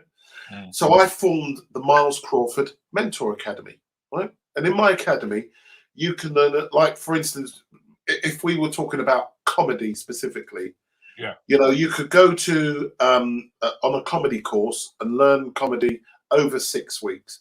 But that's the sort of thing that is the sort of thing that me and Keith Palmer set up with the comedy school, which the likes of Kojo, brilliant, Israel, Tanya Moore, All of those people who are currently making it onto mainstream TV now. Yes, absolutely. They will, you know, people don't realize those people have to start somewhere. And the comedy school, yours and Keith Palmer's comedy school, facilitated a lot of that tier of comedian that you are seeing on the TV. But to be fair, I mean, we only went as far as explaining and encouraging them lot to open up put on their own little shows. Yeah, which they did because they had a new audience that they could galvanize. I mean, Kojo took full advantage of that, and he ended up setting up the Fun House, which was in Oxford Street there. But now we're going to another level here. Yeah. In terms of, we're talking about production, we're talking about getting into TV, we're talking about script writing, and this is where you're coming in now. Yeah, absolutely. Because, you know, so you're gonna laugh. Is it me, right? Or if you switch on Channel 4 or ITV, every advert or every TV a black person on it now. Right, is it me? It's not just me, is it, Rudy? No, it's not me. I literally, listen, one night, I'm telling you no lie, one night I was sipping a little drink, and then the Gillette advert came on, right? And it was a black man doing the Gillette. I literally went, seriously, Gillette. I would never thought I would have ever seen that ever. Yeah. Next thing I thought, do you remember the Black Magic advert where the guy's delivering the box of back and he jumps over the edge of the mountain? I thought, I bet you that's going to be a black man next. You see what I'm saying? McDonald's adverts, every damn advert there is, there's a black person on it, or mixed race, something. My goodness. Anyway, so but you can't get on TV unless you have a white wife or you got a black husband or you got or something now. It's just seriously. I thought I was so I thought to myself, right, okay, let me stop. You got all your online stuff, you got all your on this, you got your comedy stuff. We're coming out of what can I do to try and make a difference to our community or to anybody who wants to learn, right? Now, what they don't do is learn the back end, the business That's what we're talking about now. This is what we're talking about, yeah. They do not learn the business end, the basics that you could set your foundation and then move up from there, yeah? And these are little antidotes of information that once you've got, information is power, right? Now, through my mentoring and through my academy, I will teach you those antidotes, teach you the processes, teach you how to register stuff, where to go for this, what to do. You don't actually need an agent just yet. You can be your own agent, and I can teach you how to do that. Do you know what I mean? And balance all of that out. So I thought, right, I'll set up my own mentor academy to facilitate anybody who wants to do it. I mean, at the moment, what I do with that academy is I go into companies, because you must have done it as well. You've been asked to do an award ceremony, and the CEO of the company wants to come up and do a quick chat before you go on. So you do a bespoke. Oh my goodness! Bespoke routine for him, or you set him up. I understand what you're going to say. I'll teach them how to do it. Help them with that speech. So it's short, sharp, and shocking, powerful, however they want to do it, or how simply to use the equipment, So I go in and do that. And I thought, well, I can extend this to people on all levels, So I thought, there's the website, that's the thing, and I'll get it out there. And those who want to learn. This is the website that I'm running across the bottom at the moment, yeah? Okay, the Miles Crawford mentoracademy.com. It's easy. www.milescrawfordmentoracademy.com. Just get in touch if you need any help with anything, and we'll take you there. It doesn't matter. Even ways on how to get onto the comedy circuit, who to contact, how to contact them, links that you can click on to get your profile up, casting agencies. There are casting agents. I've got my own casting agency. I'll put you on that, and you can go up for adverts, and you can be on one of those adverts. You'll be on the next Tesco advert or Lidl's or Christmas is coming. You see what I'm saying? Because you also set up the UK Black Entertainment Network. I did. You know, this was before COVID. And I'll tell you why I set that up, Rudy, was because I was fed up with events in our community not being well attended. There is no reason why any event, any play, any book signing, anything like that shouldn't be well attended. So why don't we each support each other's functions? Yeah. So, for instance, you know, you've got a festival, a mini festival happening, and you've got all these different stalls, and you want people to come along. Why don't everyone on the UK Black Entertainment Network advertise your event and push their crowd to that particular event? When it's your turn to come, everybody helps you and supports you. When it's their turn, everybody helps and supports them. It costs nothing. It just costs nothing. All it costs are like-minded people who think the same way. You've got to drop the ego, man. Drop the ego. Drop the ego and let's help. You know what I mean? You got a book signing, there should be a queue going round the block. Yeah, not 12 people or something like that. You know what I mean? So you, in my view, you join the UK Black Entertainment Network, you put your stuff on there, and anyone on that network supports it. They share it, they go along to the event if they can, or they bring a bunch of people along, their groups, women's groups, men's groups, or whatever, come along and support. You know, you've got a show on, ram the show out. You know what I mean? Ram the show out. Then when it's your turn to do something, they'll then support you. And that's the idea between the Americans do it. I mean that's second nature for them, though. Yeah. Why can't we do it over here? I don't know, you know. So join the UK Black Entertainment Network if you're like-minded and you want to help your community and help others. And let's just get on with it and let's do it. Let's ram out each other's events and support each other. You know, strength in numbers. It's as simple as that, isn't it? So then how does the church come into all of this now? Because you got the C&M media. C&M media, yeah. Well, C&M. That's with your sister, isn't it? That's with your sister. It. You see, as you know, I take risks. You know, if I can think of an idea, I get it up and running and do it. I don't waste any time, you know. And through lockdown, everything went online. Okay. And so my sister, Carol, lives in America. She lives in the US. And she is prominent on the gospel scene over there, which is massive. Right? So I used to help her in the background with some of the stuff and events and things she used to do over there. And then what happened was one day I sat in on a Zoom with her, right? An artist was doing something and Carol sponsored it.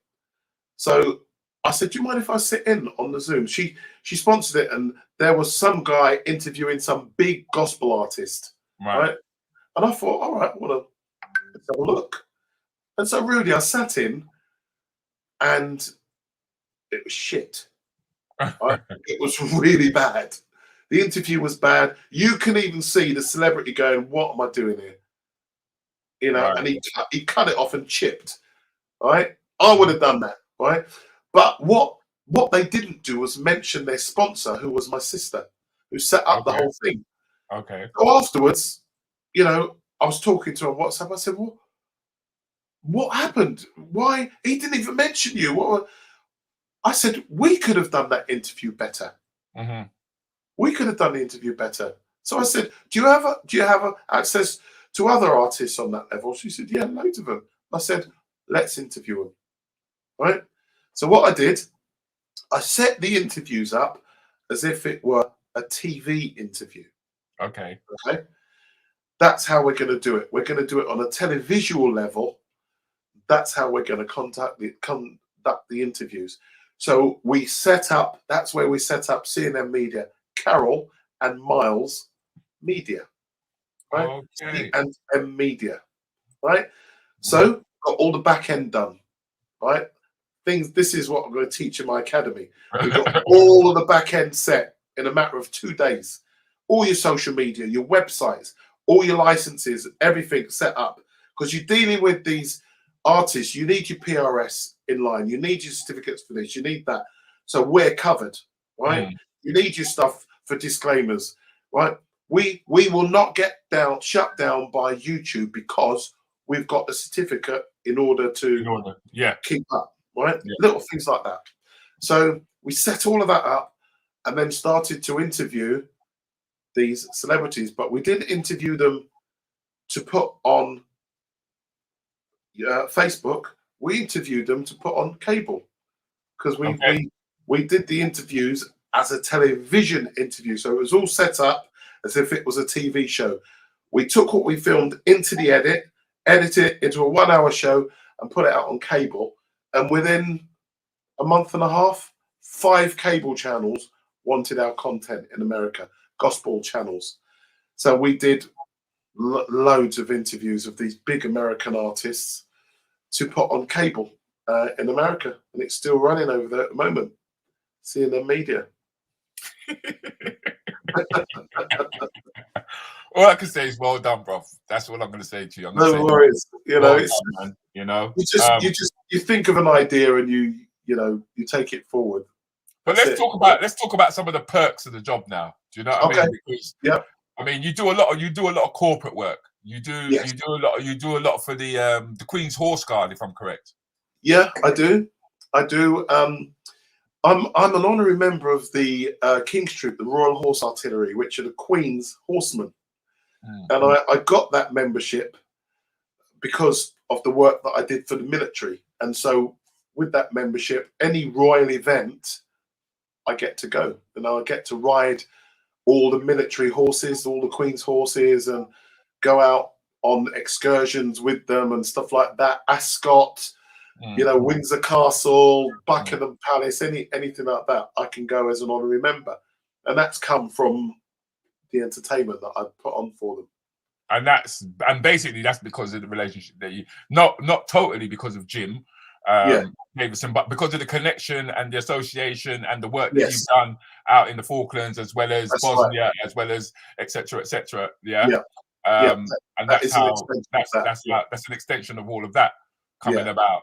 Because I remember we did a corporate gig for the horse as well. I remember when we did that. But I've also got a clip of you doing your horse riding. Okay.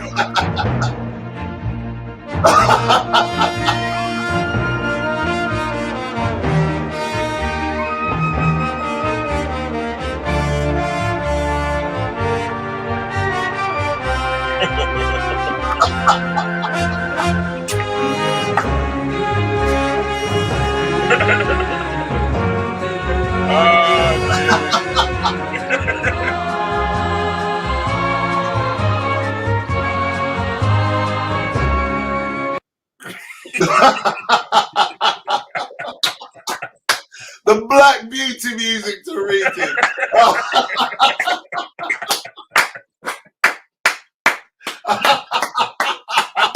I said to myself, you're funny. I said he won't like this. He won't like this. Yeah, you know, before I became an honorary member, I couldn't ride. I used to go to their functions, but I couldn't ride a horse. I grew up in Tooting. Where am I going to ride a horse in Tooting? You know what I mean? And they gave me the honorary membership, and they said, as an honorary member, you get to ride the horses. You know. And so they literally taught me from scratch, but then you get hooked. You know, they gave me all the gear, the boots, all the riding stuff you see I had on there. They supplied it. They supply all of that because that stuff is expensive, bro. I couldn't afford that. I could never afford that. The boots cost all £400, and they gave me 2 pairs. You know what I mean? I can't afford that. They must be polished with newspaper stuck in. Yeah. You don't stick stuff. But it was nice because then I was catapulted into a world that I would never have been in if I wasn't performing. Yeah. You know? So I mean, I'm not gonna lie, but I've gone into that world and I felt very uncomfortable because it's so regimented. It is, yeah. It really is. It's stiff. Yeah. Do you know what I mean? And I think when they bring me in, it's like they bring me in because they want me to shake the atmosphere a bit. Yeah. You know what I mean? But you can't shake it too much. But not too much, no. Shake it, but not too. Unlike when we're on out on tour, performing to the troops, because that's a different ball game altogether. Yeah. That's yeah. You know what I mean? Like there's no, not anybody could go and entertain the troops during a war. No. You know what I mean? They will throw a bag of shit at you if you're shit. They're tough audiences. What got me is when you're performing and it's a toucan rule and they're sitting there with the rifles loaded on their laps. Just sitting there with a gun. Oh my! They don't heckle you. They shoot. That's a heckle. You know what I mean? Yeah, they heckle with bullets, man. I remember that used to be one of my jokes actually back in the day. I forgot about it. It just now came back to me. But so Miles, you've had an extraordinary career, my friend, and thank you very much for sharing that with us, as well as all of the additional work that you're doing in terms of bringing people along, because you brought on a lot of people. You brought on a lot of people, not just comedians. I'm talking about singers as well. Sure. Poets. I'm talking about people in the arts. Cabaret was very much responsible for that, and so too was the 291. But it was something that you continue to do, especially considering that you have, your own. Where is it now? The Jokers Comedy Club, which the Joke Club. I keep messing that up. The Joke Club, where I see so many new comics come through. It's just unbelievable. It's just unbelievable that you're giving people so much opportunity to grow and develop. It's a shame that you're not. You should be of a status of Ian Wright in terms of TV shows, I believe. I mean, I understand why Ian Wright has been given his own mainstream Saturday night TV show, because football is the biggest draw when it comes to anything else. But in terms of the amount of work that you've done behind the scenes on the back end, without the true recognition that you truly deserve, is one of the reasons why I set up this platform in the first place. I mean, we've spoken for nearly coming up to about 2 hours. Wow, I didn't even realize. Normally I don't do no more than an hour. Oh wow! We haven't even hit the tip of the ice. Joke Club. I set up Joke Club as a brand, and it was specifically to give the newer comedians a platform to play on. Because when I was up and coming, there weren't as many platforms that you could play on if you were new. No one would give you a chance. Well, I remember you taking Kwaku out of his comfort zone. Yeah. You get me? And it's trying to expose him to the broader, wider audiences that were out there, because he was more than capable, but he feels a lot more comfortable within the black community, which is fair enough, because it's horses for horses.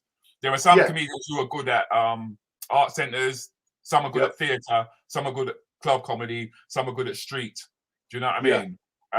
But when I saw you trying to push him into broadening it, and giving him that opportunity to, and he used to phone me regular. Boy, I goes, nah, man, you got to, man, you got to go out there. I goes, they will get it, man. They will get it. They will get it. That guy, he's a genius. That guy's a genius. He's a naturally funny guy, Kwaku. And how I see it, how I saw it, if we can only get him out there, people will pick him up. You know how it works, Rudy. You get the right show and the right person sees you, you're gone clear. You're gone clear. You're not going to find that on inside the M25.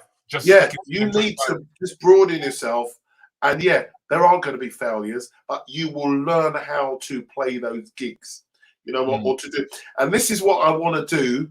Going back to this is what I want to do to with my mentor academy, because I can get hold of you and we can learn and nurture you how to play those gigs with the style of performance you've got. you see what I mean?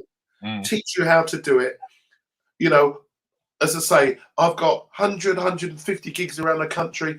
I will put you on, you know, a couple of those gigs. You're in safe hands to try out your material, to do your stuff before you go. Or to fail. He's giving you the opportunity to fail. You have to fail. You have to fail in order to move on. It's not gonna happen overnight. If anyone's watching and you think it's gonna happen overnight, it's not. You got to take some licks. Yeah? Right. Let's talk about your days when you used to move with Al Murray. When he was making noises and stuff. Remember the pub landlord? Yeah. And, that person who shot on the stage. Tell us about that. Right. So this is going to shock a lot of people. This is going to shock a lot of people because as comedians, you get heckled a lot in all sorts of different ways. Racist heckles, people throwing stuff, all sorts of different bits and pieces. Now, this particular show, I was performing with Al Murray. He's known as the pub landlord, if you don't know him. And we were doing a tour together of pubs in Essex, Taylor Walker pubs. And we walked into this pub, and most of the pubs we will play were very seedy pubs, midweek. Yeah, they didn't even know you were coming on, most of them. Yeah. Then when you got there, they stuck you in a little corner. The comedians are over there, no lights, nothing, whatever. So this night, not even a milk crate to stand on. Nothing. This night we turned up and we said, right, Al, you're going to go on first. I'm going to close. I'm going to go on second, right? And there was a DJ on, Silver Flash or whatever his name was. All right, mate. All right. I'll introduce you on. Anyway, Al Murray went on first and died. He didn't do well at all. So I thought, if Al's not going to do well, how am I going to do? Right? So what actually happened was when we went in, I was talking to the DJ and he gave me a bit of attitude and he had a stack of his business cards on the top of his DJ's desk. Yeah. So what I did, whilst he weren't looking, I got one of the business cards and palmed the card, right? I can palm the card so you would never see it. Get rid of it, right? Put it in my pocket. Boom. So, he then introduced me on, ladies and gentlemen, please welcome your next comedian, Luther Vandross. I thought, okay, got it, right? So I came on, I said, I'm not Luther Vandross, I'm Miles Crawford, blah, blah, blah. Started my set, and then Rudi from the back, guy started to heckle me, right? There was a stag night in at the back. So, boom, I was putting them down, as you do. Then the stag walked all the way from the back up onto the stage, yeah? He then pulled down his trousers and shat on the stage. Shat on the stage, no lie, right? It took a dump. Alan's been on Alan Davis's show and told the same story. He then pulled up his trousers and went, that's what I think of you, mate, and walked off.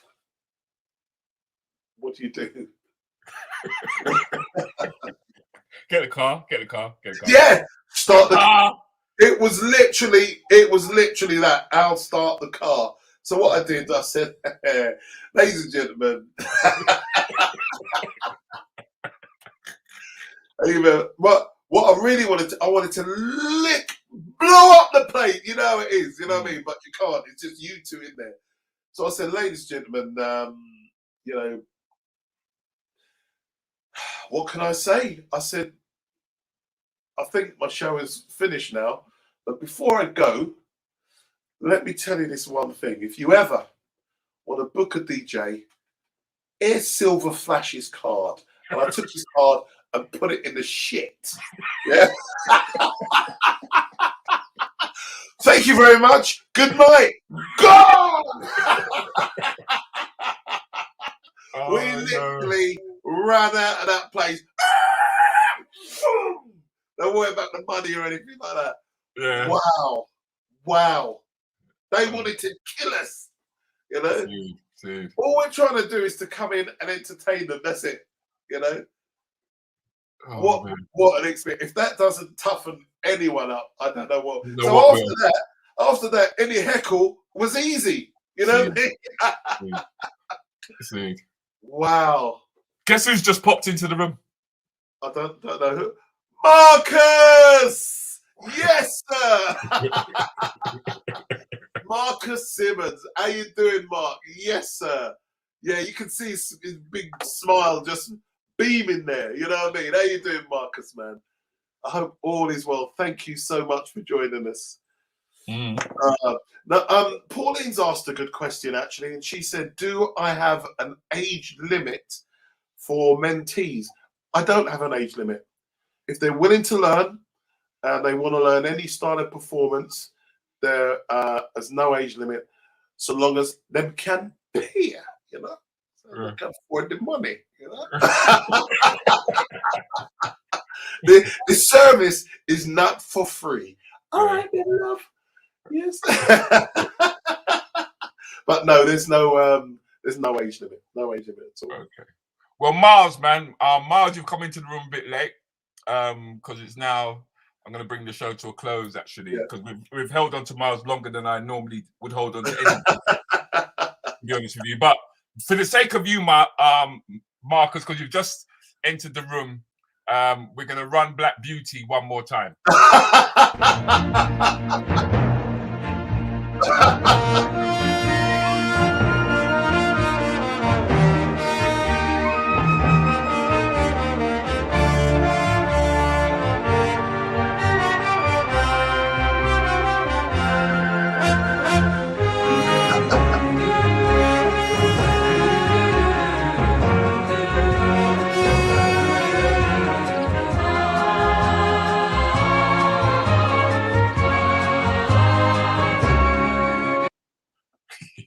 I love that. Do you know what, Rudy? I love that clip, man. Yeah. Oh, I love that clip. I love that clip. Oh, man. Miles, thank you very much for your time, man. No, you're more than welcome. You're more than welcome. Well appreciated. Well appreciated. And I think we've still got to put a few dates in the diary. You know what I mean? I know we got a couple coming up in December. Yeah. A gig coming up in December together, but we've got to sort out 2022. Yes, you know what I mean? Absolutely. And it's been lovely talking. You know, we could actually talk for hours and dissect stuff down and things like that. But it's good to. It's brilliant what you're doing on your platform, Rudy. You know, you get down and dirty. You know, and that's what you have to do sometimes. I don't mean that in a bad way. Yeah. But you really do get in the thick of things. You don't mind getting your hands dirty in order to find a positive. And that's, you know, these sort of platforms are really, really needed. You know, there's a guy you interviewed, I think it was last week, Too Badder. I didn't know about that guy. And he's out there doing fantastic things. You know, I would never have known that unless, you know, until your platform came, you know, keeping it real. Fantastic, Rudy. I've got to say, really, really good. You know, you are one of the icons of black entertainment right now. You know, and keep it up, my friend. Really, seriously. Yeah. Man, I can only try, bruv. Can only try because, like you said, I never got groomed when the opportunity came. Like some comics did. But I'm quite pleased with the comics that we taught, and where they've got to, and what they're doing now. Because what they're doing now is unbelievable. You know, one, because of the pandemic, two, because of George Floyd. We can't forget that. That's the thing that really blew the door open. Absolutely. Yeah. Because we were knocking on the door for a number of years, the likes of Marcus Simmons, myself, Roger D, and the pioneers that you mentioned earlier on. And people do need to understand that we're talking about a long time, because we're talking about your peer group was Harry Hill, Joe Brand, you get me, Morton, Lee Evans, Mark Lamar, Eddie Izzard. Yeah. Yeah. So when people kind of go, oh, you lot got a chip on your shoulder, it's not a case of just saying we've got a chip on our shoulder. We've actually got the history to show that we were overlooked. Yeah. Right. And it wasn't by the audiences. This was the sad thing about it, was that the audiences actually embraced us. Yeah, they loved it. They loved it. We were going out and kicking it out there. And this is what's interesting. I mean, I'm going to steal another 5 minutes, Rudy. Okay. I want to know your thoughts on this, because now what we're seeing a lot of virtual stars come through, virtual comedians come through. And now the virtual comedians are now staging live shows, but they're not used to doing live performances. So, they go on and they do a little, they don't realize 20 minutes and half an hour is a long time to perform live and hold an audience. There's no edit. There's no edit. There's no edit. You can't edit it. Yeah, you know what I mean? You can't edit it. And this is something that they have to learn. They're massive. They perform online for likes and clicks, whereas we perform live for instant laughter. That energy. Yeah, and it's a different condition. It's a different form of presentation. And what I'm seeing is a lot of the virtual stars, be it on the black circuit or the alternative circuit, are finding it hard when they go and do these tours and do live shows to do half an hour. And keep but I think they're learning. They are actually learning on the job. That's the thing. And I mean, even when I watch programs like Strictly Come Dancing of that ilk, you will always find somebody who has got 1 million followers thrusted in, not because of it's because of what they've done on the internet. And I'm trying to actually embrace that, because that's not going away. Yeah. That's not going away. That is here to stay, and that is now that is now part of our genre. It is. You're right. So it's like, you have to be able to. You have to be versatile enough to be a part of that, as well as being able to operate on the live circuit, so to speak. Where people are like, all right, well, because they sit there, they're going, all right, well, come on then, and you can't go, well, hold on, I've got to do this bit again. You know what I mean? Or let me just fix the light to sort this out. No, you have to deal with it. No, you're up on the stage. It's live, kind of like thing. So I'm just saying to myself, well, that's what I've got. That's what I have to move towards, or that's what I've got to get to. And what this has taught me doing this is that I could have produced, I could have directed, I could have scripted, but I had to learn all of this because of the pandemic, that I was capable of doing all this. Yeah. You've had to, literally grab the reins and steer yourself. And this is some of the things that I am going to teach. Okay. With the mentoring, I will teach you how to do the virtual side and do the live performing side. And it's come from my own experiences of stuff, and I've got lots of content out there that you can see is in flow, in motion at the moment, and working. And so I just thought, what? Let me just share it. I had a few people passing away that were close to me, and this is what spurred all this on. Do you know what? Before I go, just let me share my knowledge. Let me just share it for whoever wants it. Put it out there and see what happens, man. Do you know what I mean? Yeah, well, I think wonderful things happen. I really do. When I saw Kojo get the golden buzzer. Yeah. Cool. Oh, mammoth. Nice. That was just superb. Yeah. And we all know he's a superb comic. Yeah. His style, lends to his comedy travels, as we say. And when he got that was big for black comedians. That was. Yeah. You know what I mean? We don't all go on and do a certain style of performance that people pigeonhole us in. You know what I mean? That's right. We go on your biggest show and slam it. You know what I mean? So Kojo, wicked, my friend. Yeah, it was good. It was good watching them, and watching Dane and watching Judy Love, and watching Rashid Abdullah, and knowing where they're all coming from. It's quite. But they've come out of your stable, though, haven't they? Well, this is why I'm saying that it's like it almost feels like that was the work that I was meant to do. Yeah. To facilitate in that kind of a way, but because if I didn't take those licks in the in Cabaret and on the 291, I wouldn't have been able to shortcut them. Yep. You understand what I mean? Yeah, I can see that. Yep.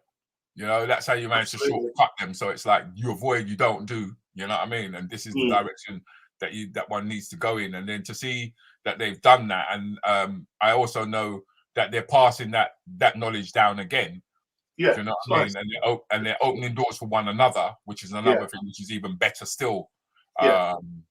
To hear that, and also because of the likes of Cabaret is where we started to see most of the smaller restaurants and little clubs started holding comedy events. You know what I mean? And they got that off the back of what they saw that we were doing when we did In the House. What was it? Bert LeRon. Bert LeRon was one of the guys. Is Bert LeRon and Marcus. Jeff Schumann Jeff started. Schumann was another one. Yeah, Jeff Schumann.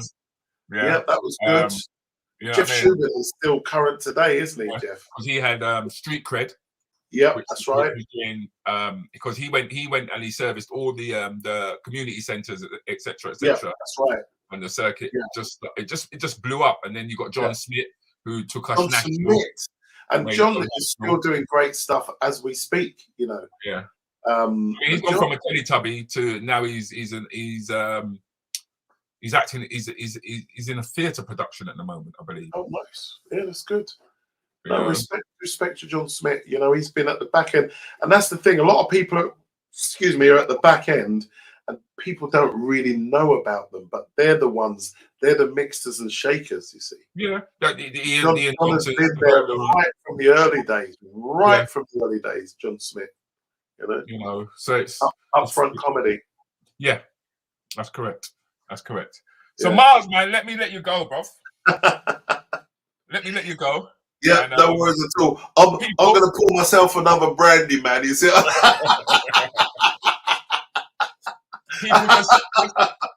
Just give Miles a nice round of applause because it's not working at the moment. No worries. Connect it all up. Cheers to everybody who's been listening. Yeah, Rudy, it's been a pleasure speaking, really, and I know there's so many things that we just need to talk about on platforms like this. So many things can be sorted out by simply having a little chat. Yeah, a little conversation. Yeah. So shout out to John Smith and Jeff Schumann, to name a few, says Variety D. So Miles, I'm going to let you go, my friend. Clear, give you a nice round of applause. Thank you. Yeah. And thank you, Variety, for being in the chat room along with Marcus, man. Marcus, we just have to catch up. Craig's been in here. Keaton's been in here. Stingo. Pauline's been in here. Stingo, Leary. Quite a few, man. That's been nice. It's been lovely. Thanks, guys. Yeah. Thanks very much for joining us. But more importantly, thank you for joining us, Miles. And like I said, we will link up in December. Don't go away. I just need to close off. Okay. No worries. Bye for now. So there you have it, man. Season 3, episode 10, the close of the Keep It Real season with Miles Crawford. There was nobody else I could have even considered to close the show with. I think I should do a big shout out to all the people who's been on season 3. That's Rihanna Scipio, Andrew Mohammed, Michelle Hemmings. Remember, we did a tribute to Michelle Hemmings, who passed away. We were supposed to have DJ Countryman, but he was unable to. And it was unfortunate that Michelle passed away. We also had Nigel Beckles, the author. We had Neresh Joseph, who was also on the show. We had Robin Walker, the historian. We had Eartha Pond, the black football female, right, doing big things for all the young ladies. In fact, she was behind the advert that got those special bras that they could wear, so that they could enjoy the sport that they was playing with. We also had Sean Wallace, better known as the man on the chase, yeah, showing that we're just as intellectual as everybody else on the planet. Big up to Sean, Josephine Melvin for all that wonderful work that she did with the Posse, not the Posse, the BB crew. I'll make sure that I get another member of the BB crew to come on and also have a talk with us. We also had Two Badder. Oh my God, what can you say about Two Badder, man? What can you say that has not already been said? So please share. It's important that you share and let people know that this is happening, right? And big shout out to my final guest tonight, who was none other than Mr. Miles Crawford. So you guys take care. Thank you very much for tuning in. I think I'll be off now for maybe about another 3 weeks. And when I do come back on a Monday night, it will be with the Rants and Bants crew. This will be an opportunity where we'll talk about what's going on during the week. We'll spend an hour each Monday talking about what's going on during the week. You can come on and off the platform as freely as you like. All right. So you don't have to just stay in the comment section. You can join me on the panel. All right. So I will be here in about 3 weeks' time with the Rants and Bants crew members who will no doubt join me once they've got the time. You'll notice that the backdrop will change. My background will change. Hey, what's going on? What's going on around here? What's going on around here? Let me see what's going on. Yeah, my background will change. On a Monday, it'll become the Rants and the Bants. So I hope that you will join me when I do that. Just us lot chatting, chewing away the fat. You know what I mean? Getting all the stuff out of the way. Yeah. Why is the vaccine? Why we got to take so many different vaccines? Blah blah blah blah. We will talk about it. We will talk about it. All right. I know that these kind of conversations normally take place on Insta. It's normally done on Instagram. Yeah. Who are they is the question. Rants and Way question. What do you mean Rants and Way? I don't understand. Looking forward to it. Right. So, as I said, 3 weeks. Give it about 3 weeks, maybe 4 weeks. I'm not sure. It depends on how I'm going to feel. But when we do come back, it will be on a Monday night. All right. So thank you very much for joining us, Miles. And thank you guys for joining me, especially the likes of Shugs, especially the likes of Sharon, Jewel, Juicy Julie. Looks like you went away and came back. Craig. Yeah, Craig, I'm going to start doing it on a Monday night. I'm not going to do it in the mornings anymore. And mornings, yeah?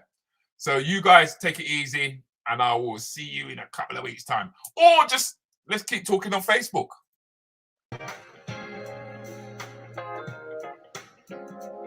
Miles Crawford.